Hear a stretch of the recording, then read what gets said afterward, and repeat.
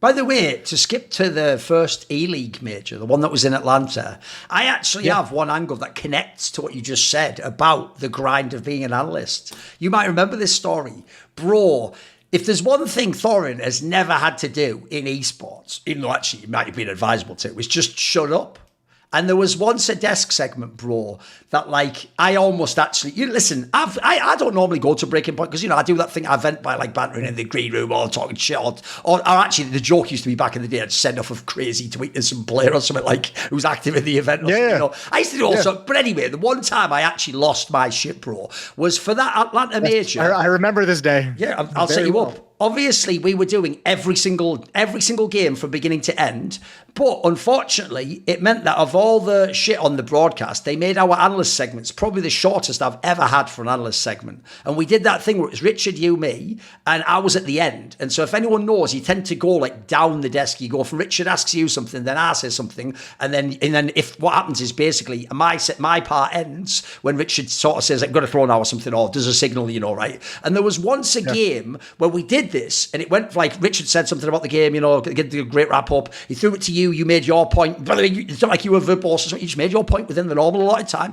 They came to go to me. Richard even did the classic thing, which would always trigger the fuck out of me too, which is don't just throw it to me, ask me like an open-ended question that I'm like, right, take the breath, and then in my ear, the alchemist, I think he was, the producer, just goes like, throw back to Richard immediately now. And I'm just like, and even once he's asked the question, like, it's one of those insane questions too, Moses, like, so why does a team like that, when they've got an IGL, do something like that? And then I have to just go, I can't tell you, Richard, or something mad like, I don't know. So I had to do some crazy throw. And all I remember is that I actually lost my mind off this. Like that's the worst that it can get. But that is also sometimes the sort of shit you have to do on a desk. You have to just take one for the team. I can't talk there, bro, because if I do, we fuck the segment. And again, we're T-League. Yeah. It's not a dream act that I'm going, listen, hold it for me, bitch. Like, it's E-League. I have to throw if they tell me I have to.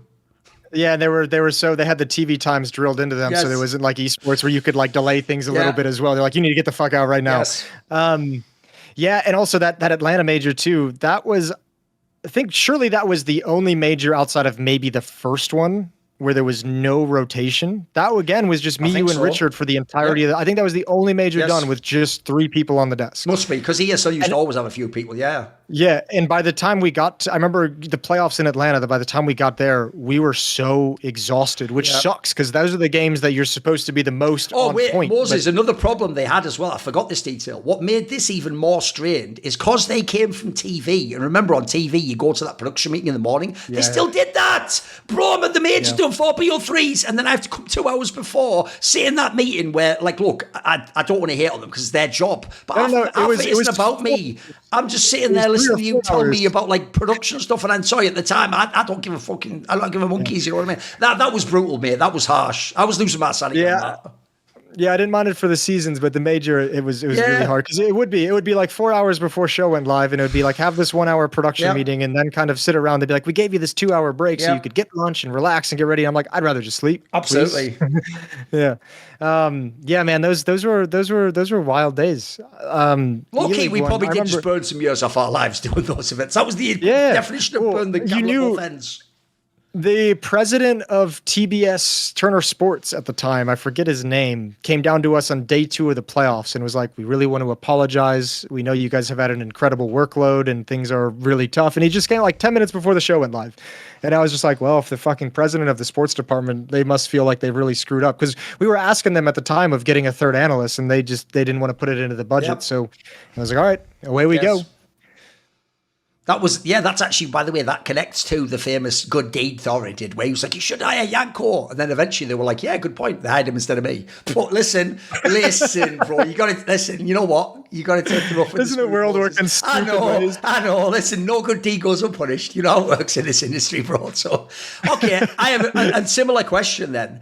There's also a detail that actually isn't as well known unless people watched our podcast back in the day, which is, this is after there'd already been that famous event where there was the show match, where when you lost, you got the cream pie, right? And I will always fight your corner on this, Moses. You know I love historical context.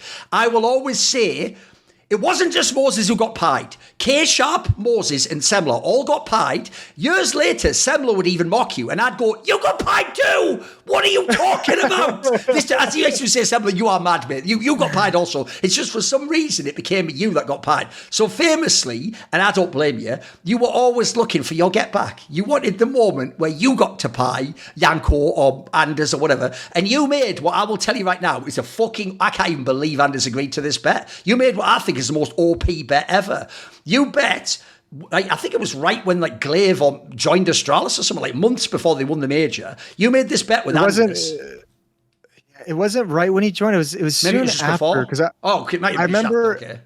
I remember it was maybe like a month or a few weeks before the Face It finals that were in San Jose, because I remember Astralis would go on to win that event or place like second or something. Had like a really good run that was like, oh shit, okay. But I mean, it felt like an OP bet. It was like 2 or 3 weeks before that. They just brought in Glaive. That was after Caribbean, or not Glaive, but it was right after they lost Caribbean, wasn't it?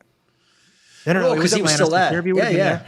Yeah, it was when Glaive came in. Yeah. It might have been after Zonix. Listen to the terms of the bet, though. The bet is ridiculous. By the way, this is one of those bets that like Anders makes, and then this is how you know like the Angels fucking glide him along and carry him through his life, because he deserved to lose his bet. So he just bet when Astralis was famous for choking. Remember, they choked E-League Season 2? Like, they were so fit. You bet your house against these motherfuckers if they make the final. He bet just straight up, not even odds, 1-1. If Astralis wins the major, I get to pie you again. But if any of the other 15 teams in the field wins, you get to pie him. And not only is that bet sick, look, when I said Astralis is going to the major, I didn't make a fucking bet on it, bro. I just said his opinion. The worst part is, Muzz, I've always told people don't appreciate, I'm the only one that had the fly on the wall perspective, because everyone has to remember, think of that bet that he made, and now imagine you're on map 3 of the final, and Astralis is down like 6-13 or whatever it is, something worse than that, bro. And they've got like Tech 9 by on T-side train, CT-sided map.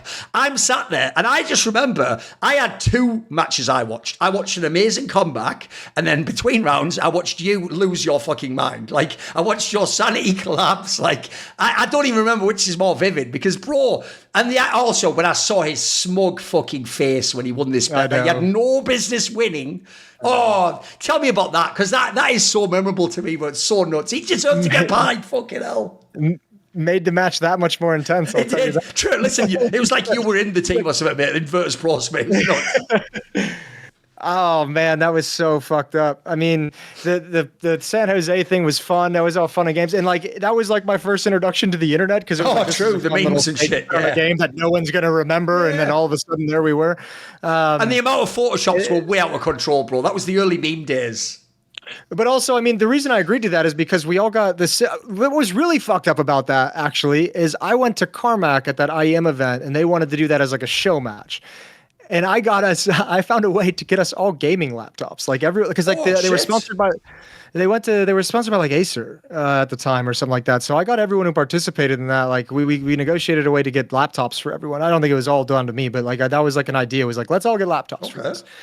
So then I got hit with the fucking pie, and then it became a big joke when I was like, I feel like I was taking the lead on a lot of this, like I feel like I did a lot for people in this situation, and all I've gotten is a fucking pie in the face in return. The VP Astralis bet one, man, that fucking sucked. I was so looking forward to that pie. I was so excited and gloating over Anders in the green room. Anders had a particularly stressful playoffs for some reason. I don't remember why, but I remember that was a playoffs where Anders had a moment where he snapped. We all had a moment at majors. Anders had his in Atlanta. And then I didn't get to hit him with the pie at the end of the day, and I thought that was just so fucked up. I was so sad, and it was just like how do you have this like divine prominence where like Astralis just all of a sudden finally figured it out in this moment? But I'll tell you a big picture thing about the pie. I have over my career at various points enjoyed and absolutely despised the Creamy Moses, pie to the face thing, and it bounces back and forth. But at the end of the day, I always look back. There is a net positive about that, which is in the first half year of my commentating career, where I did ESL, ESA Pro League, I did Cologne, I did Dubai, I did the Cluj-Napoca Major, all in 2015. I might have done one more, maybe not. There was the season 2 finals at the end of 2015 as well. And there was the event where I got pied. But at a moment where my career was kind of taking off and kicking off and I was being introduced to the audience, I became an instant meme for the pie, which would normally be embarrassing, but it put my name in everyone. Everyone knew who I was after that. Oh, everyone in the right. Counter-Strike scene knew who I was because I got hit in the face with a pie. I have complex emotions. I'm not celebrating it, but like there is a value into all of a sudden at this point in my career having this moment where even if it's a little bit embarrassing and like silly and, you know, made crazy memes out of it, now everyone knows the name Moses and knows the name Moses as a broadcaster and someone who's on professional Counter-Strike broadcasts. And I don't know if that's true in any way, but that's usually the silver lining I try and look back at it on and be like, that just made me a household name on some level. And then you add in the good work and the good job on the broadcast. Sure, yes. That's an easy way for a person to get accepted into, you know, the wider world of Counter-Strike broadcasting. So that's kind of the way I have to take on it to keep my sanity and stay positive. I do have one more pie-related query, though, which is another thing I always wondered about. So it happened a second time when Yanko got to do it to you. And this is my question that no one ever asked you, Moses. Right? When you pie someone, it's supposed to be just the hilarity of the pie going in their face. Bro, Yanko, like, put the pie like this, and it's like he just punched you in the head, bro. It was crazy. He did it way too hard. It was nuts. Am I wrong? My dad messaged me after that and said, why the fuck didn't you punch him back? It looked like he just I was like, knocked you out, wasn't it? It was nuts. Yeah, well, you know, it was early in Yanko's broadcasting career. Okay. A young Serbian man. He's got an American face on the other side of things. Oh, I see. Right. Okay. Well, but also like there's a difference too. The original pie, because obviously I know so much about getting fucking hit with a pie. The original pie was an actual pie. It had like a base to it and a filling and a pie. Okay. The second pie was done in Brazil, which was the event that had a shit ton of tech delays because infrastructure was all crazy during the group stage. And one of the things we did to try and help mitigate that was we told ESL, we started, Chad brought up the idea at the start of the event was to do Movember campaign. So that was the event that in order to help some of the delays, we would be the fucking clowns on stage and be doing, you know, the goals of our Movember or whatever. campaign. Yeah. So like Chad had to get his legs waxed on stage. I had to get a mustache shaved on stage. We filmed Machine getting a Brazilian wax in Brazil. It just made me realize how wild events were back then. I mean, dude, if you go back and look at some of the stretch goals, yeah, exactly. That's the shit we can't do anymore. But if you look at some of the stretch goals, there were some like the stretch goal that we didn't get to was like Henry G getting a Creamy Moses tattoo on his ass. Fucking hell! Like that would have been an incredible one to get to. I know. But yeah, one of them was me getting hit with a pie again, and we asked the talent or like event management to get us like a pie to hit someone with, and they brought a plate and whipped cream. Oh. So they just put whipped cream on the plate and then sat it down, and it had been sitting for like 20 minutes by the time the pie actually. So I mean, he literally just fucking slapped me with like whipped cream. Right. That's what it was. It was like a whipped cream There's no resistance. slap. It's just a plate. No, it's just a fist. Right. By the way, I've got another question along the lines of the E-League stuff, though, which is obviously, I think it's insane that Richard had to do this weird backdoor via PGL, like renaissance of being a host, because what I think people never got, look, I think Machine's the best. He was my favourite, but Richard's right there with him. If I have to take anyone else, Richard's the one beat to that, mate. I've always thought Richard was mega as a host. I think he actually got slept on at E-League. Like, look, it's not our style. We're British. We don't like give each other our fucking flowers, mate. Our whole thing's like, all right, how are you doing? Sure. Yeah, all right, yeah, see you next week. You know, my mate there, yeah. Like, you know, it's just that we're not emotive in that same way. In fact, famously, when I was at E-League, one time, DDK was before me and the women doing their makeup. And then when I came in, they were like, how are you doing? And I was like, not bad. And they were like, why do British people do that? When it's good, they say it's not bad. And I'm like, look, this is just a cultural difference in it. Like, we're not American.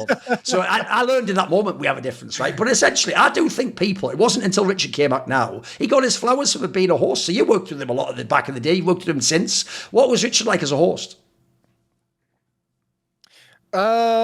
Richard's awesome. Like Richard's a really good coach. I'm with you. He's in like probably. I mean, I'm just gonna, as for safety's sake, say top 3 with Machine, Richard, and anyone else. I'm not gonna go down the list in my head, but there's another host in there somewhere. Yeah, sure.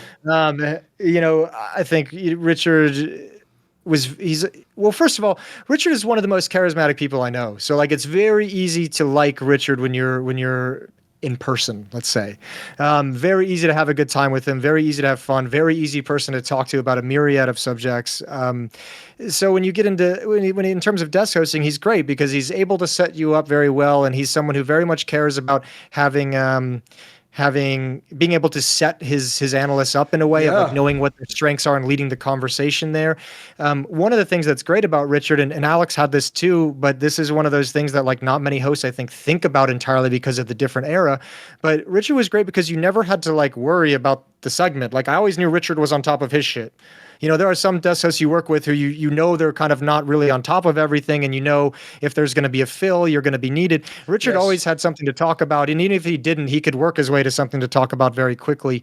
But yeah, Richard was very good at, you know, setting you up, letting you take a conversation to where you wanted to go to. And he was no expert in terms of the game, but he knows enough about the game and about players to be able to, you know, carry a stretch of the conversation to the next topic, you know, like Richard, it was just kind of stress-free. And he's obviously very, very funny and very good at, you know, very good at making a moment out of something.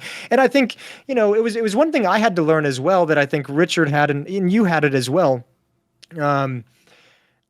I started out being the person who wanted to be like, in my broadcasting, I started out coming like from Counter-Strike and just wanting to do justice to Counter-Strike. And you kind of learn as you go along that as being part of a show, you have to create the moments. Like it's not just about delivering, you know, what's important about the game. It's creating a moment in your section of the broadcast. And I think that's one thing that I had to learn that Richard is very good at. You're obviously very good at. And that was one of the things that I always noticed at the time, because you know, I've always stolen different things from different commentators and different analysts and different people I work with and notice what their strength is and try and assimilate what I think they do well in a style that fits mine. And that was one of those things that I was learning from you guys at the time, was creating those moments and building those moments and carrying those moments on.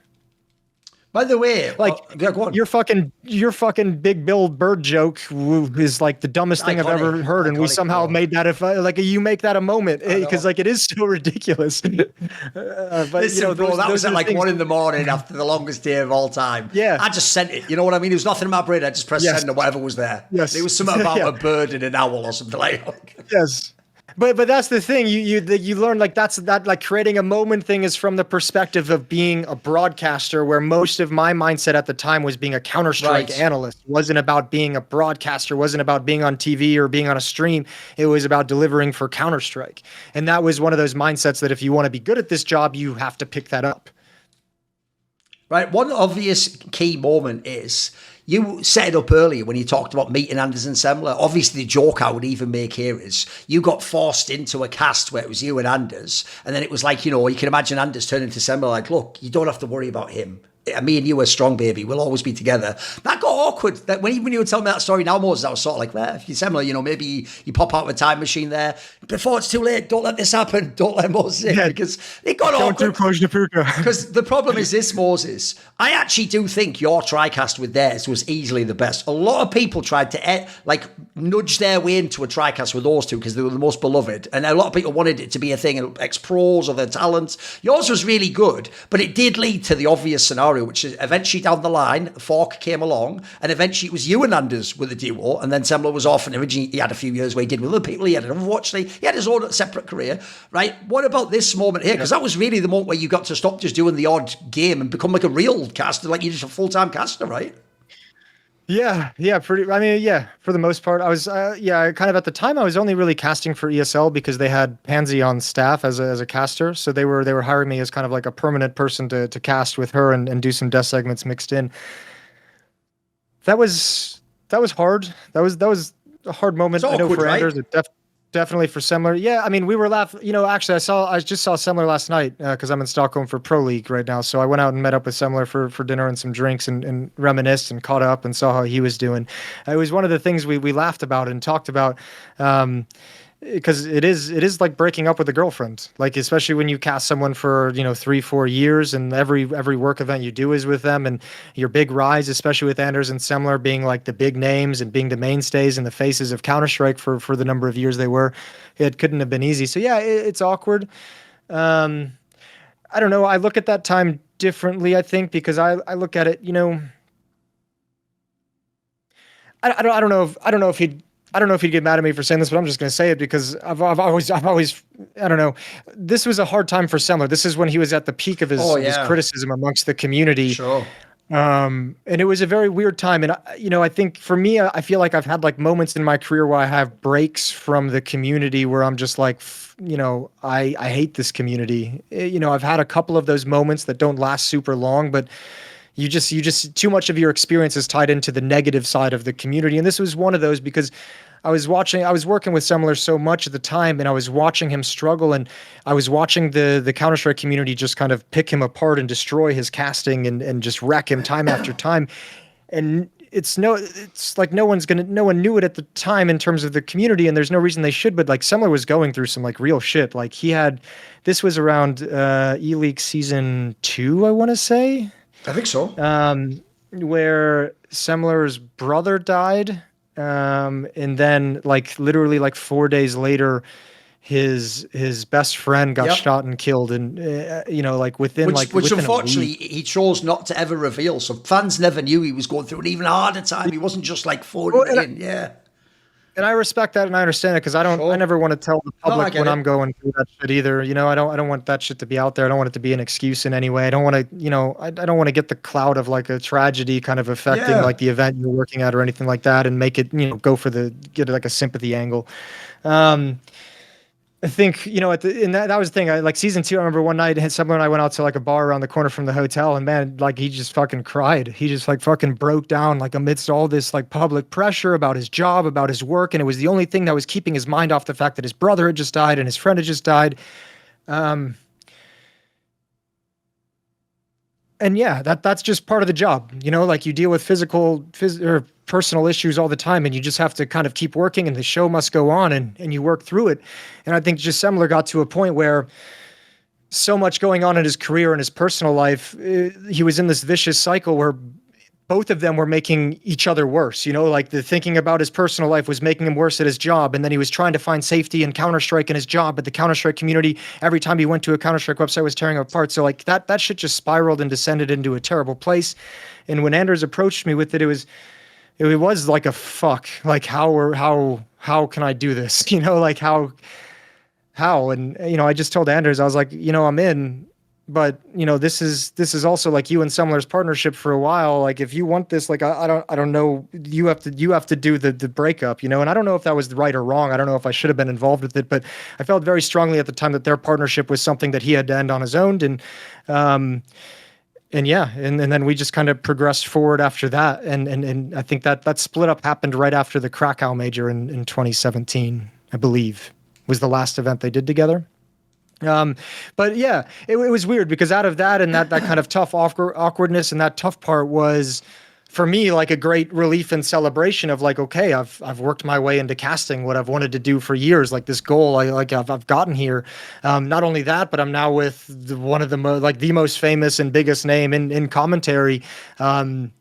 And we had a great time with it, and it was easy. Like we fell into it because we'd casted with each other admittedly for years, because we knew each other so well personally, because we'd been hanging out for years. Like, and commentary at the time is different than commentary was. We would just show up and be on the same page, like both in terms of our style, our cadence, our pacing, what we wanted to talk about.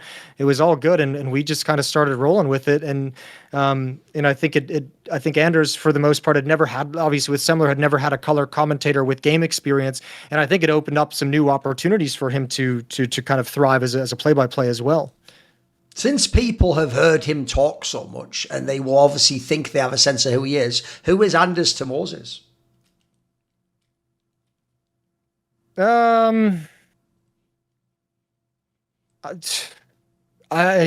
an incredible friend. He's an incredible, just an incredible person. He's very nice. He's an incredibly kind person, incredibly important and influential in so many ways in my career, from just meeting him, from helping me for being responsible for getting me to Cluj, the TriCast that helped so much as well. Another thing that put my name in the mix. He's always someone who's supported me. Anders was a defining person in the first, 5, 6, 7, basically of my career leading into COVID, essentially is, someone who was always there for me and, helped out so much. And I learned a lot from in the early going. So, him and I are just kind of friends today. I wouldn't say there was any crazy like mentor relationship or anything like that, but I always looked up to what he accomplished as a commentator in the early days of CSGO and tried to match what he was able to do when we were eventually partnered with. I have to say, I'll give a personal aspect. When you said that you did the events with Pansy, I'll give you like my perspective from inside the industry. I actually think the biggest thing that doomed Pansy in CS was, at the time, this is back when ESL had their own people that were on payroll. Obviously, originally it was like Hare, Machine, D-Man. And famously, ESL used to do the thing where, look, if we're not working for them, like I wasn't, it's easy to go, they forced the talent in. It's like, no, it's their in-house people. Obviously, they're going to use them. In fact, that's even kind of a reward they would use to get them to do the season and to do bullshit like World of Tanks or whatever. They'd go, look, I'll get you in this next big CS event. So the problem was, because when D-Man came in, let's just say he went about it the wrong way, and they gave a lot of people a sort of thing of like, what is this shit where you just force people on the... Again, does this person... Should he be on that match or that final? That whole like drama you get, right? Machine, I think because he was the host, people didn't mind that one. That was pretty good. We all enjoyed having him as a host. They hadn't had many good hosts at this point in time. But I always felt like Pansy maybe got lumped in with like the whole D-Man thing of like, oh, they're just putting her on the events and stuff. And I know fans in CS, they've never felt like they latched on her the same way. But I have to say, when you casted with it is when actually it changed my perspective on Pansy. Because I remember thinking like, holy fuck, this is actually a really good duo. Yeah. Like this duo could actually just be like a real duo if there was space in the scene. And sadly now, when I see her in VALORANT Pro, I'm like, mate, we missed one in CS. We got CS normally we brag, we've got the best talent, we found everyone. It's not like, locked out from people getting in. We missed that one, mate. She should be at the top of CS right now, I think. Yeah, I think, honestly, I talked to Pansy back at the most recent Cologne when I was out there. She went and have drinks, and she came over to the hotel. We had some drinks there. I told her, and I'll say it again here because it's true. I've thought it for many years. I think that's probably my biggest regret is not trying to turn that into a duo because I agree with you. I thought we got really, really good together by the end of our run. I think there's a couple hard things to it. I think one, obviously, it was also at a time where Anders and Semler and I were casting at the other events. Right. I think there was an element too where it was kind of too early in my career for me to think about taking that sort of a risk of being like, I'll give up these analyst desks to try and build this duo. Because the other thing too is like Pansy was an ESL employee, so she couldn't go work the Starlighter events. She couldn't go work the PG, like that like as an employee at the time, their contracts kind of had them in that sense where I think it wasn't that they weren't allowed to, but ESL was I don't know what those contracts, I wouldn't say anything out of school. But she really didn't have the possibility of working all of those events. And I think if I was a little bit more experienced, more mature in my career in the industry, in the space at the time, I would have tried. I wish I would have tried to push to make her and I some kind of a longer term partnership and duo, for sure. But I think that was, I think that was such a great era. I think she's a great commentator and she's doing good in VALORANT. Because I've tried to think about it for a while of like why different people don't catch on or why people don't get their chances. And it's also that concept of like, younger commentators always have like a year or two of them deserving the opportunities before the audience catches up to them being that good. And I think Pansy fell prey to some of that by no fault of her own. And part of me, because when we casted together, I always thought it was great and we always got good community reception. I think part of it too is like, I always got frustrated during that time that we never got finals, like Matt and Henry were casting every final at ESCL also, at ESL events also, which is like, I'm never going to say that we always like deserve to get placed over them. They're one of the greatest partnerships of all time, but we never got that feeling that like our good work was going to yield the next step. You know what I mean? Like when you feel like you have nothing to work for, like, I don't know. I always got that sense that I think the only final we ever casted together over 2 years of casting together was the event Matt didn't work because he said the N-word on his birthday stream, So that was the final we got put in. And I think we did a really good job. It was the best of 5 between FaZe and Fnatic where every single map went to overtime. Sure. But I was sat there and at some point a duo, if you feel like you aren't getting more opportunities and aren't moving into the next opportunity, you almost feel like you're in a hamster wheel. By the way, doing this interview just makes me realize how stupid CS was for like 5 years as well. Like, bro, we really did just get to take liberties no other esport ever did. I know it's nuts, isn't it? I know. I'm so glad we aren't controlled by the game. I know. It's ridiculous because it's the way you said that, and my brain had to like go, oh, there was a million other things I was remembering that were nuts as well. Yeah, that happened too. Yeah, put that one in there as well. Pop it in the mix. You know, like fucking hell. I've got a good question for you that I've never heard anyone ask you about. Fun. No one's ever asked Moses about this on camera, I'm almost certain. Because you have to know a bit of the behind the scenes, which is if I asked people who were the most iconic North American CSGO players, the joke is, right, I would go, because I'm just an elitist, I would go straight to like, you know, ELEAGUE and Twists and Eco and... most fans, probably the first name would be Stewie 2K.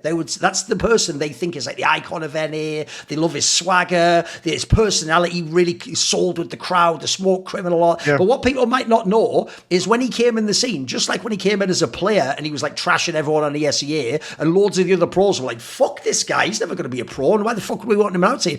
Actually, it took people a while to sort of get on to like enjoying him and to get his personality. And I can even say, behind the scenes, not only do I actually do view you as like a mentor to him, bro. Like this guy was in the game, he was good, but outside the game, he's a little kid. And if you ever heard his backstory, by the way, he was kind of like the naughty little kid who was like, you know, that was his personality. And actually, people might not believe this, but in the early days, Stewie 2K was quite a shy person in real life. I know people aren't going to believe that because they think he can just rock up like, what up, bitch? No, like, this is the guy where, like, I used to go back and forward with him on the internet. He'd never said boo to me at an event, mate. You were actually one of the people who even, like, tried to get us to meet and, you know, like, have, like, a friendly relationship and, you know, build bridges and shit like that. But I know for you, that's also a reason why, aside from NA won the major, it was a big deal for you to see Stewie 2K win the major, right? Isn't he kind of like your little brother?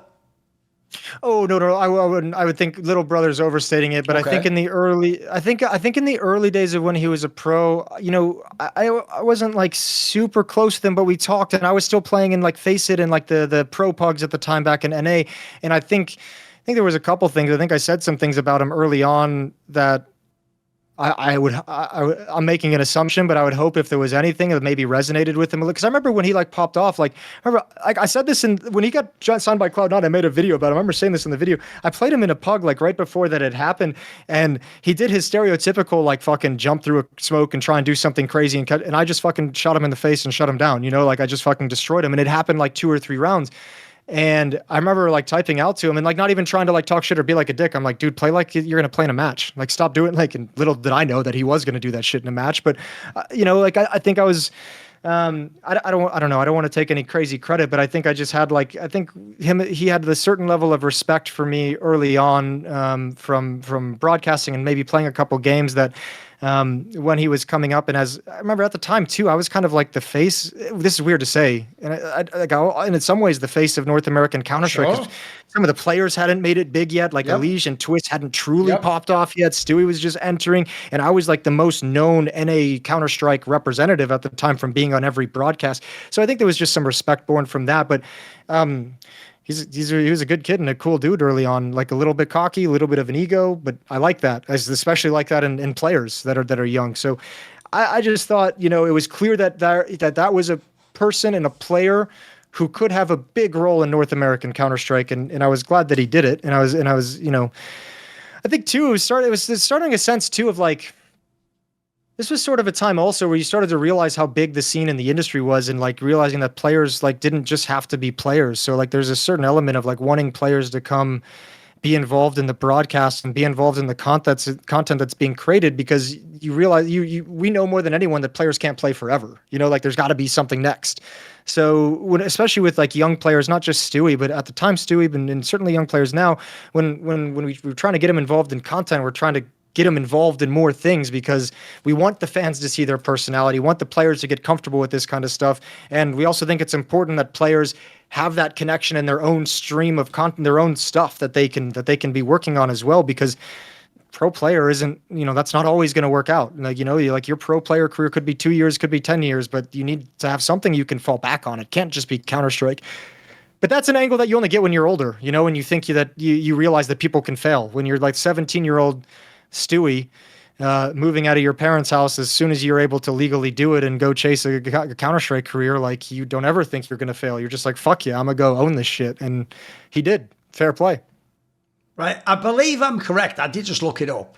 Ever since you got onto the major circuit, so Cologne was the first one, 2015, the only major you missed was Antwerp. That's it. Aside from that, as far as I'm aware, you've done every single one, which I actually have to say, it puts you in a very rare group, actually, because we've all taken different approaches to negotiating and how we manage our brands and stuff. And like, put it this way, there are years where actually people like Anders and Samuel would come to me like, what are you doing with this thing where you like battle some of the TOs, then you don't work with them for a while, but then you get back in with them, and then like you do the YouTube, and then you have like you're back on it. And sometimes they would almost be asking me like, how are you doing this? But then there'd be other times where I'm on the outs because of that. Like maybe that strategy isn't always the best approach. You've had your own very unique approach to maintaining these relationships. Aside from that one major, is that indicative of how you have managed your career? That essentially, when they're hiring for these events, they automatically just put your name in it, feels like, bro?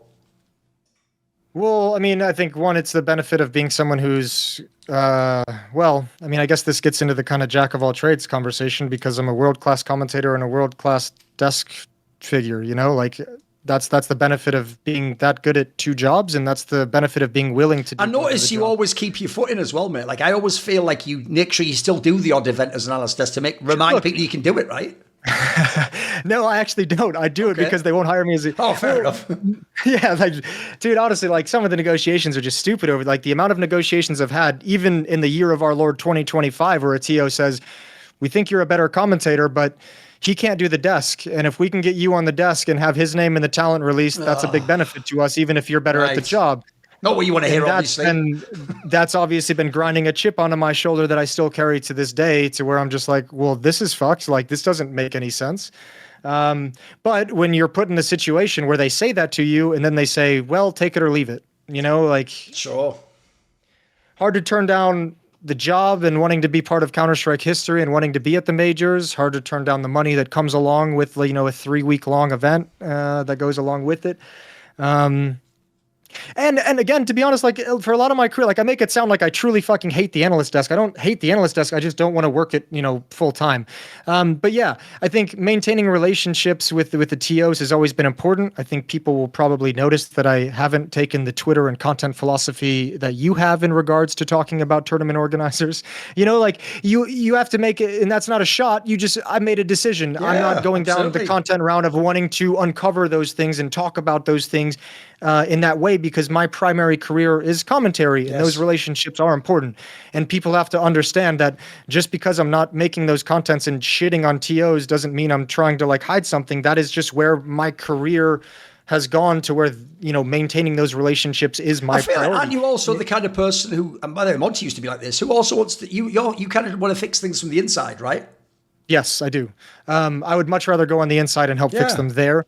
But also, it's not like I don't bitch to the TOs and say the exact same things you're saying or like other people are saying. It's that I have the connections to go inside the company and have those conversations in person, which is where I choose to have those kinds of conversations. And, you know, I think having people on the outside who are pushing, having people on the inside are pushing, you need both of them, or else you're not going to get those changes.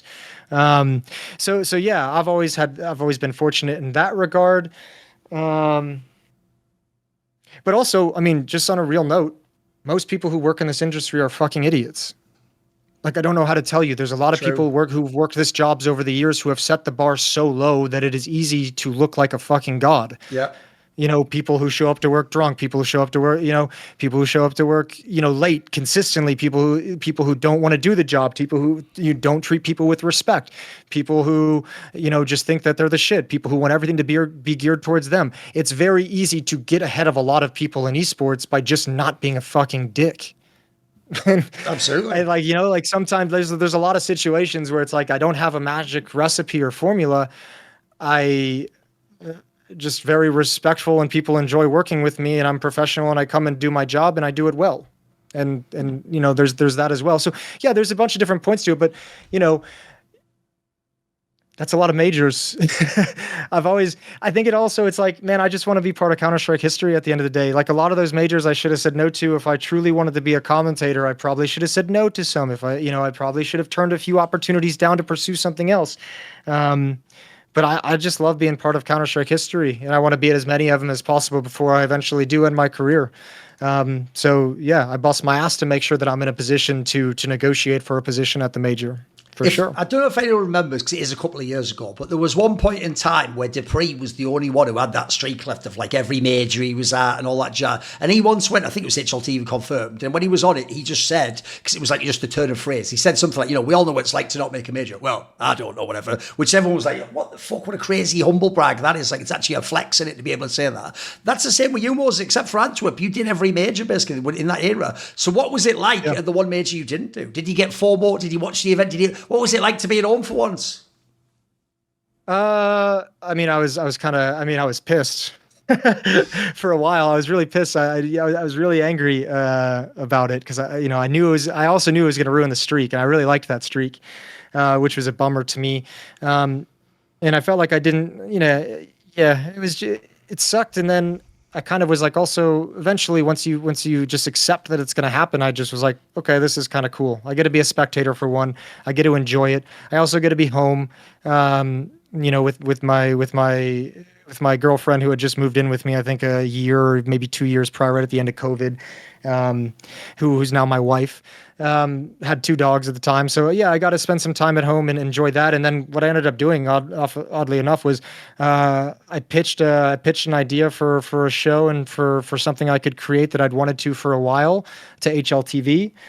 They took it, they sold it to a sponsor, and I made pretty good money for doing the kind of 4 days. It was centered around the playoffs. So I did like 4 days of work all by myself in one video editor, and made pretty good money doing it from home. So that was also a thing that was kind of like unlocked. Okay, I was like, okay, there's an idea here. In the future, I don't know if I'll be able to get that much money. I don't know if it would be with HLTV in the same way, but there's an opportunity in the future of if I miss these opportunities to where I can still find ways to make some money and do things from home and explore other avenues for income. By the way, when after this, it was only a few years later, the FLASHPOINT thing came along, and people always forget this detail. The first event that had no crowd was the Katowice one for the playoffs. But right after that, we did FLASHPOINT Season 1. And people always forget this. Day 1 was a LAN. We started as a LAN, and then quite literally the next day, as the day I arrived, they did that whole 2 weeks to flatten the curve with the most read sentence ever uttered by any human ever. Because it was like 2 years, actually not 2 weeks, but okay. So we all locked down and we were in the studio, right? I want to ask you this question, because what's weird, Moses, is from the outside, that's one of the things to this day people try to beat me with, your FLASHPOINT sucked, didn't it? And I'm always like, bro, I didn't hire the teams, man. I had nothing to do with that. I just hired the talent and put on those skits. I think I killed it on my part. I loved that part. Me and Monty are very proud of what we did with FLASHPOINT. I wondered from your perspective, working as talent, what did you think of FLASHPOINT? Because if people don't know, I'll never take credit for what other people do. But we did start the skits, and we did it. In fact, we even had the person who does some of the skits, like the DHL skits. That was our guy helping us produce them all and come up with cool ideas and stuff. What was your experience of FLASHPOINT like? My experience of FLASHPOINT is mostly crowded by COVID, but yeah, it was good. It was fun because that had been an idea that had been discussed for a while, of the idea of talent having more of a creative control of the show and of the content that's going on the show. And I think it was a good step down a path that is going to be built upon, and obviously that Pro League kind of takes some inspiration from as well. And those are not that it's like you said, you don't take the credit or anything like that, but all these conversations that we're having over the past 10 years of working these events together, we all share different ideas and we all take each other's ideas and bounce off it in our own direction, and we all build upon things. But FLASHPOINT was cool, man. Like FLASHPOINT had a lot of really interesting ideas, and I think it was fun too. And part of the reason why I wanted to be involved with it, because in esports at that time, that was 2020? Yeah, 2020. Yeah. We'd done so many shows that were all the same, that were like cookie cutter up to that point, where like the first 3 years, it felt like every show was different in its own way. But by the time 2020 rolled around, TOs had all kind of been running the same sort of show, pre-show, into this, into that, into the game, into an interview, into the desk. The formula was there across all TOs. So FLASHPOINT, testing that new kind of show format was a lot of fun. You had the different concept of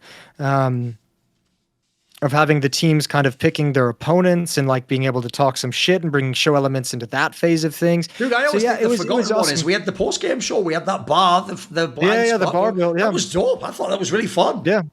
It was really cool. I mean, it's unfortunately it's one of those things where my experience of Flashpoint is always kind of like there were some really cool ideas, and I just because of the timing of everything and because of COVID, it was just like, how are you supposed to get any of those things off the ground? It's like the Flashpoint as a broadcast product was predicated on so many things that required the players being on site and us being able to physically work together, which became illegal within like overnight. Yeah, it's true.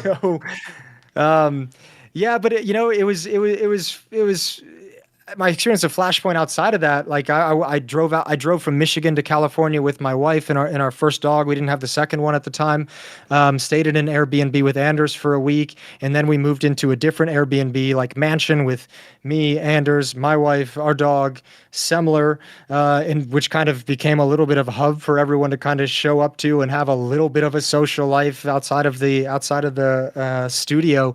But it was kind of cool from that point because we had like 4 PCs, we had a pool in the backyard, we had a fenced in backyard. So, I mean, we had a good setup during COVID during that, but it was weird being in California and being at Flashpoint during the shutdown because we like Anders and I went to the grocery store when all the news was coming out and bought a bunch of canned food. Like it wasn't going to do fuck all for us. We were definitely going to fucking die early and just starve, but we were like, okay, well, we better go to the store and just get something in case something weird happens. But it's also like, what do you, I don't know. It was a strange time, but it was fun being in that environment and being with people we knew and being able to focus on the work and try and execute this new idea to the best of our possibility or to the best of our abilities with what we were working with. No, I'll tell someone a quick anecdote to show how your further. I only did season 1, but your further seasons were like equally wrecked by COVID as well. Like you guys like never got to do anything like cool with. We never did a lot. But this way, I'll tell you 2 little anecdotes. One, this is why the only thing I'm bitter about Flashpoint is I never got to do any LANs. I wanted to run a LAN my way, and I'll tell you a little detail, which because we never did a LAN, it doesn't matter now. It's years past. I actually had a crazy, surreal scenario where one of the things I learned to do. It's why I have a whole side channel on YouTube with my e-celebrity fame, where you're like an F-said celebrity in fucking real life, F-list or whatever, is I realized, wait a minute, I have a lot of Twitter followers compared to even some people who are quite famous in other industries. Like, unless they're actually like an NFL player, they put the time in. If someone's just a little musician or an author, I might have more Twitter followers. And what I learned was basically, if you reach out with a massive account, they're way more likely to reply than if a fan just messages them. So I had a thing, right, where actually, this is like some dream shit, bro. I messaged one of my favorite drum and bass producers of all time and basically said to him, like, look, I'd done an interview with him. I said, like, hey, like, I'm the guy who did the interview with you. Like, I also sound weird, but how much does it cost to like license your music? And he basically told me, oh, well, the cool thing is actually my early albums, I own the rights to them. So essentially you don't have to go through my label or anything. Like, you can just talk to me. And because obviously no one's using that right now, it's shit from like 10 years ago. He basically said, look, we'll figure out a deal and you can license anything from our first 3 albums, which is like literally the stuff I was a fan of. And so we even had a thing where I was like, yeah, but look, you've got to understand, like, I know esports might look big, but I don't have like 100K or whatever. And he said, look, whatever it's like, whatever amount it is, we'll make it work. And so my whole plan when we did the LAN was I wouldn't just have generic music or, some upgrade. I would actually have like my favorite drum and bass music. It would be like the walkout music, the fucking hyper. So again, you never got to do any of that shit. Also, on the LA thing, to explain how different this is, I've been to tons of events in LA before. I've been all downtown, been to the Staples Center, all that shit. I had a moment during COVID that was like that movie 28 Days Later. The first one. It begins when it's in hospital. Just walks out of the empty streets. And London's like, bro, I went to that like giant fucking boulevard in Hollywood, and there was like us walk, and you could see like a dog miles away, and there was no one. It was like, where is everyone? What has the rapture happened? What is going on? Like, it was nuts, bro. That was the craziest thing too, because I remember we drove to Michigan. I had the car for work if we wanted it, and I had the car, in the off time as well. So like we'd drive around, take the dog to parks, and take the dogs for different walks. But I remember we drive around with Semler and Anders going to work, and LA there was no pollution. Like you could see all the way to the mountains. Like you could see everything perfect. It was crystal. It was like I actually hate LA. Like I hate it. I really do.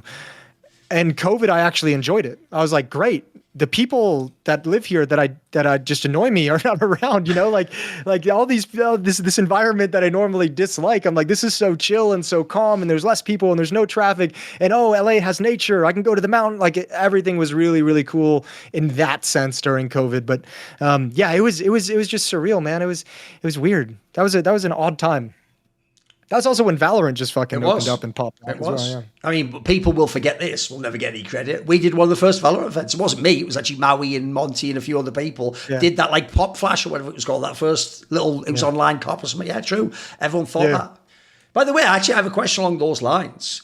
Right, I noticed there has been almost no bridge between Valorant and CS. There's people like Pansy who left CS and then went and did Valorant, etc. But actually, I always wondered, if people don't know, because you know Volcano, one of the people who's one of the devs, you were one of the, and Sapphire obviously went to become the main observer there, etc. You were one of the people I know who was open to that game, and you weren't against it, and you played it in the beta. But one thing I've always wondered is, was there ever actually like a bridge there where you could have gone to Valorant? Because famously, I do remember, listen, friend of the show, we all like him, but he had that downside, Senekist, which is he also, would press send, maybe without thinking. He famously, in an interview, just unnecessarily sort of mini trashed Valorant. And then I even heard through the grapevine, like, you'll never work in Valorant. And there was sort of a perception at the time of like, if you're a CS person, maybe Valorant's off limits. But I know that when it was coming out, I actually got the vibe from someone like you. You were sort of like, let's see how it goes. If it's a good FPS, maybe I'd do it. Was that ever real?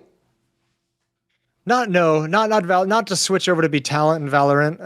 But I mean, I didn't hate the game, and I think, I don't have that, Counter-Strike's the fucking king. There's no other game that's going to touch it in my mind. So, I mean, there's never even a conversation. But I was just interested in it. I was interested to see what they did with it. I was interested to see it as a game. I was interested to see what they were going to do with the broadcast for it. I was interested because Volcano was part of the dev team. I just thought it was a fun game when it was released. It was great for COVID, something new at the time. And I was just curious too, because I play a good amount of League of Legends. I just play ARAMs. I don't play the actual game, but I play a good amount of League of Legends. And I've always like looked at Riot and been like, you know what? Like, you could say obviously you could say a million bad things about the company, but you could say a million things about the way that they make games. But like, I think it's kind of fucking genius to go take a game like Dota that's so complex and so popular and dumb it down for the masses. Yeah. Like certainly. From a business perspective, that's genius. So if you're going to do it with Counter-Strike, go for it. And I was curious to see what they did with it. I think they did a pretty good job, but on a fundamental level, games don't interest me that have class-based characters. Like in an FPS games that have like these class-based characters with different ability. Like it's the great beauty of Counter-Strike is that everyone is playing on an equal field. And what makes a player an entry fragger or a bomb site anchor or a sniper or, a supportive player or a leader isn't the kit that they're loaded with. It's the kit that they have as a human being. It's the way they think about things. It's the way they approach situations. I love the fact that I can pick Pasha out of a crowd of Counter-Strike players by watching him run around inside the server. True. I love the fact, as a pro player, when you play against people I used to be able to pick out which player it was just by the way they'd peek an angle. And I love that fact about Counter-Strike. And I'm sure you can get that in Valorant if you're one of those players as well, but I don't like the kit of a player, of a character dictating how you play the game. I think that's silly. I want the player to decide how he wants to play the game. But it's a cool game in its own right, and people who love it, go for it, whatever. I think it's a net positive for Counter-Strike overall. I think, having a low level entry game into like the tactical FPS, I'm sorry, Valorant people, I didn't mean low level to be super disparaging, just a little bit. But, having that entry path of Valorant to get into Counter-Strike, I think there's probably a lot of benefit there. Or someone who plays Valorant and thinks Counter-Strike is cooler to watch because there's not a purple bubble on the screen, whatever it might be. But I mean, on that note, the one that I'm not going to say it came close, but I did go out in 2018? I did go out and interview for Overwatch League. Season 2 of Overwatch League. Okay. Yeah. They Semler reached out to me at one point when he'd been over there and said they were interested in bringing me onto the show and wanted me to fly out and talk to them. And it was one of those things where I wasn't considering it, but I was like, you know what? I'll go out, get the experience, meet some people over at Blizzard, meet some people at a new company, meet some people, go see Semler, obviously, go see what kind of a show they're putting on their students, just see what's going on with it, and just try and get some information about the industry and just enjoy the experience. So, just kind of open myself up to the potential of being wowed. And if there's some god tier level offer that gets slapped onto my table and everything's incredible. Like open yourself up to like the 0.1% possibility. And I went out there and it was fun and it was great. It was nice guys, cool conversation, but nothing that assuaged me from my thoughts that the Overwatch League, I was at the end of the day a net negative on esports and a giant waste of goodwill and cash for esports. Like I went out there and it was like, this is a cool studio and everything. It's not for me. The game isn't what I just described. Like I'm never going to be in love with the game. But I was just kind of interested in going and seeing what it was all about. By the way, that's even one thing, just to touch on that for a second, I think makes Counter-Strike utterly unique. Beyond people where oftentimes there just was no opportunity for them in CS. I've noticed that one thing that I think is cool about CS is there's talent in other games that have already worked many different games. Some talent exclusively work constantly different games. The hosts often go over, interviewers go between different. They might work PUBG one week and then Rocket League and then back to CS. Then maybe like they live in a different world to us. In fact, it's kind of cool. They get to come and visit us every now and then they go away and do the other events. I've noticed CS people, it's in their DNA. Like you could do another event. Listen, you could obviously work any game you wanted, mate. You could be very good. But as you're saying, like the passion wouldn't be maybe the same though, right? There's something about CS is essential to you. Yeah, I mean, look, I've been playing Counter-Strike since 1999, I've 26 years now. Like I can't leave it. Counter-Strike's given me everything. I honestly everything I have in my life I can trace back to Counter-Strike. So it's if people don't know, your wife was even a female pro in Counter-Strike. Yeah, she's a world champion women's player. Yeah. So yeah, like literally everything. So it's like I'm never gonna turn my back on this game. I'm not like, I don't know. There's no way to describe it. Like I owe everything to Counter-Strike and I want to be here and I want the next stage of my career to be within Counter-Strike. And that's why I have such an interest in changing things from the inside. Because eventually if there is a time where I decide it's not up to my benefit to be on camera, I want to slide into a position where I can make decisions that impact the scene and the community and the broadcast and whatever it might be. I think everyone who falls in love with Counter-Strike, there's no way out, man. Like you just always have that love and appreciation for it on some level. It's why it's so hard for pros to quit. It's why people always kind of come back. There's no other game like it in my mind. And I think we'll see that increasingly over time as we see game development kind of change, with new generations. Like Counter-Strike still to me feels like it's like old school development, like not as many updates, obviously, which pisses a lot of people off. Sure. For me, I like that. But there's no point to go away from it. Like it's the best game. It's the best esport. It's so much fun. All my friends are here. Like I'm never leaving, man. I'm in for life. I've got a quick anecdote to tell you that'll lead into a question, right? So I used to, for most of the events I attended, especially the first 6-7 years or whatever, I used to always have to go to a small local airport, fly to Schiphol, and then connect to Schiphol to everywhere in the world because it's a hub, right? And so one thing I quickly figured out once I finally got actual money was, that's why I actually moved to the Netherlands. I was like, I might as well just move to fucking Schiphol. The joke is then I just got that leg out. And sometimes, especially with any delay, I'm just taking 3 to 5 hours off the trip. Like I never have that delay on the last, the nightmare one where you come all the way from Asia, then it's like the last leg is the one delayed. Like, I need to get home, please. Like I thought, right? And so similarly, right? When I moved to the Netherlands, though, I would go to Schiphol, and there's a person you can imagine I would often meet there. I would often meet Chris Hare from Mouse Sports, and then I would say to him, "So where do you live?" Because I would think he would the same thing. He must live in Amsterdam. He lives in Groningen, which is a place in the north of the Netherlands, and so he was taking a 3-hour train to Schiphol, then getting a flight. So he was doing the same thing, and I told him, "Bro, you're at the level now where you make good money. Just move to Schiphol or move to neighbor, because it doesn't make sense to do the extra leg." Now I've picked the worst time ever to ask you this, Moses, because you now have a house, a family, children. But I never got why for 10 years did you do that extra fucking leg from Little Grand Rapids, Michigan? Why didn't you just go to Detroit or Chicago or somewhere? Why do that to yourself, Moses? Why wreck yourself? Man, dude, honestly, I love where I live. I love where I grew up. I got my family's all there. My brother and his wife and 3 kids. My mom and my dad are there. But most of it is just because, honestly, fucking cheap. It's not cheap, but for the longest time in my career, everyone told me I had to move out to Los Angeles. Everyone is just if you're going to be working in esports in North America, you're not in Los Angeles, you're fucked. This is where the money is. This is where esports is. This is where all the teams are buying their team houses. come out to LA, live here, relocate, take this job. And like, I mean, I already told you guys, I hate LA, so I was never going to do it. But just as entertainment, I would like go look up like house prices, rent prices. And like also at the time, like I had friends, the Bears was out there, working for ESL at the time. But I was like talking to people living in LA, and like, they're all like financially just like struggling, like in terms of like they might even be making good money for esports, but like struggling to pay rent, struggling to have enough money for all the food they want, struggling to go out. And I'm like, I travel 250 to like 300 days out of the year. Why am I moving to Los Angeles to pay 3 times as much in rent, 3 times as much in quality, like in cost of living everywhere you look, to just be gone and only there, 5 days a month? And it didn't make any sense to me.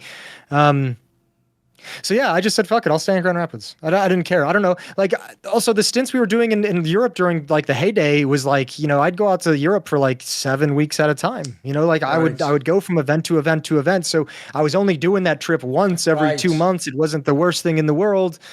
You'd go to an event, then you'd go to you'd go outside the Schengen area for like 2 weeks, and you'd come back in for another event, and all told, so in that way, I kept my European days down, and for the travel, for the border crossing, and yeah, it just never made sense for me to like move, to go through that headache. I know when I started dating my wife in 2016, at the end of 2016. And we talked about it a couple times. We talked about moving to Europe, and we talked about the idea of going and staying and living in Europe for a year or two and just kind of getting that experience in. But it just never kind of worked out as well. Like with her job as well. Like she was going through some stuff with work, trying to move in jobs a couple of times. So just never really felt like there was any time. And as someone who like traveled for a living, it was like I don't really care where my home life is. My girlfriend lived in California and I lived in Michigan for like 6 years of our relationship. So for me, when I would come back from an event, it was like more often than not, I was flying out to California to see her, or flying her to an event to see me, or flying her to Michigan to see me. So my home never really mattered until we wanted a house. I have a really weird question. I'm going to connect back to casting here, but it's something where I'm just guessing here. Maybe I have the wrong read, but I actually have a set. Since everyone in CS, I can tell you, Moses, they all think you're like the fucking cool guy, the nice guy. You're not too. I notice now you do some spicy takes every now and then, but in general, people more think you're like a bit smooth around the edges. One thing people might not know, and maybe I'm guessing, maybe I don't know. Let's find out.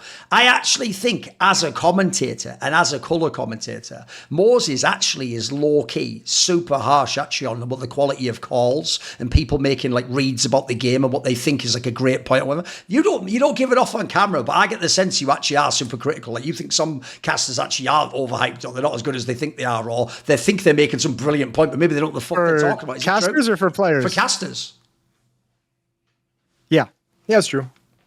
But I mean, that's also kind of like the chip on the shoulder that I was talking about too, of like not getting as many casting opportunities and like being kind of labeled an analyst or a jack of all trades. Especially in the early days when there were no color commentator. Like I was just sat around. I was like, what the fuck are we doing here? Like I think I'm better than like most of these people like at the job. And so that was always really, really frustrating. And by the way, if people don't know as well, another reason why that's justified is not only have you seen a lot of CS, bro, you've played it the whole time. You are one of the people, Chad does it as well, to be fair, who keep the hours up in the game. You don't just like remember some shit 15. You're playing the game now. Yeah, I drifted with the kid, but yeah, we still grinded a little bit. But yeah, I do. I still play the game, still watch some VODs and watch some demos and stuff like that. I mean, honestly, I've had to learn how to do that with the child. Like when the baby was born, I don't think I'd be able to continue this career. I had to like actually kind of figure out like, oh, now that she's here, there's an element of this that now has become a job where I do have to dedicate this time towards watching a VOD. I don't just have, I don't have the ability to procrastinate 3 hours playing a video game and then think I'm going to get all my work done. So yeah, it's a little bit different now. But certainly I've thought that about different commentators. But again, it's like not in a bad way to shit on anyone. I just think everyone casts the style that they think is the best, right? And I obviously think mine is the best. And if you talk to any other caster, they're probably going to say the same thing as I just did, where I think my style is the best, and I think I'm better than the other guys because my style is just inherently better than theirs. But I think there's also an element to casting to a certain extent, there's an art form to it, and casters put a lot of time in different. Well, some casters put a lot of time in thinking of how to cast the game, how to approach the game, how to approach a cast, how to approach a story, and some casters just kind of get up there and go with it. And I think there's always been like. I think if you talk to the commentators, because there's so many technical things we do with our casting that we've discussed and talked about and theorized over the years, that I don't think the viewers even notice we're doing it because we found ways to make it seamless. I think for us, there's elements of like, this commentator doesn't have this or isn't doing this, or why isn't he approaching this, or this is the point he should be doing this. And like, I think for us, there's like a difference in terms of the good commentators who have some of those technical things and the ones who are just kind of there for personality or the fans enjoy because they're a funny like it's things along those lines where I think there's always a discrepancy. And honestly, like it's a really hard professional question to answer from the inside too, is like, how much of my time should I spend increasing my technical ability at the art form or pushing the edges of that versus how much time should I spend pumping up my socials so I have an audience that thinks I'm the shit? Like what's the balance that you strike? I might bust my ass and technically become a better commentator than all of the other ones, but if the audience not going to notice it, what's the value? And if the TOs don't hire because of it, what's the value of it? So there's that weird balancing act of where you want to make sure you're improving in your commentary, but increasingly as time has gone on, that hasn't been the important part of being a caster. Especially coming out of COVID, that hasn't been the most important part of commentary to some of the TOs and to some of the audience. But yes, inherently, I think I'm the shit. Listen, we should all be in our own corners. Right, what about, similar to the Columbus one, I have to feel like this Austin major has a special significance too. I mean, if people don't know, all the original CPLs, the ones in part one we were talking about, they were all in Dallas, Texas. Texas was the home of Counter-Strike. That was the ultimate place to go. That was the mecca of Counter-Strike. That was where the World Championship was. Even when ESWC existed, that was where you wanted to win though. And so in a way, look, Austin isn't Dallas, but it's still Texas. There must be a cool thing about sort of reconnecting to that past and working that recent major as well. I mean, dude, honest to God, any event I get to work in NA, like Dallas is my favorite event every single year. Any event I get to work in North America these days, I'm just like, it's a blessing. I don't know when the next one's going to come. I think we've been averaging like maybe one S tier event in the States over, since COVID ended essentially. Blast coming back into the space with the major was nice, and coming back next year to Fort Worth is really nice.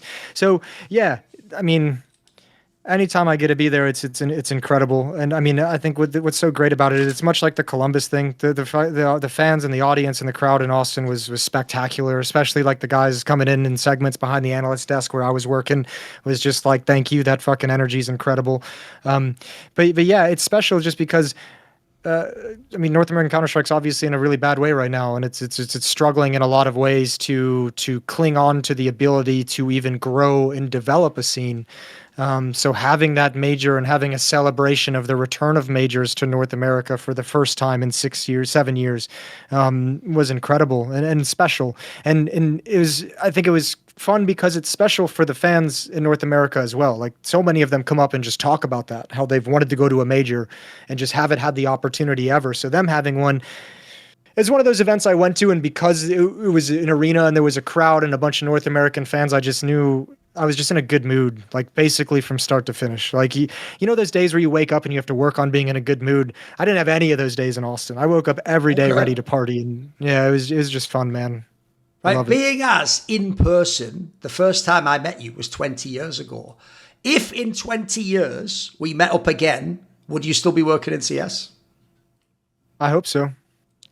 I can do everything I can to be that way. I wrote one of those little those autobiography articles on ESCA about 20 years ago, which is funny. It's a nice little anniversary, a chain to link together, where I said, I hope I'm working in Counter-Strike. And I'll just say the same thing.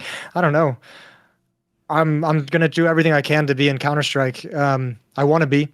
I don't know what capacity it'll be in. Yeah, I want to say yes to that question, and we'll find out. Will you still be on Counter-Strike, Duncan? I will. Here's the thing. That's what people don't realize. I am like one of those Ents out of Lord of the Rings. I view time in decades, Players come and go, games change. I just endure behind it all, doing my own shit, I'll say outside of any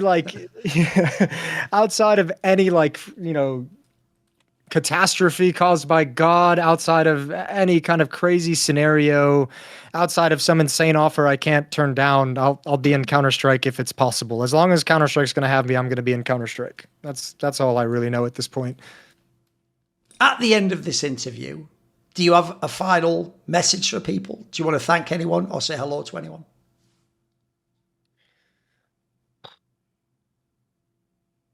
You know, I think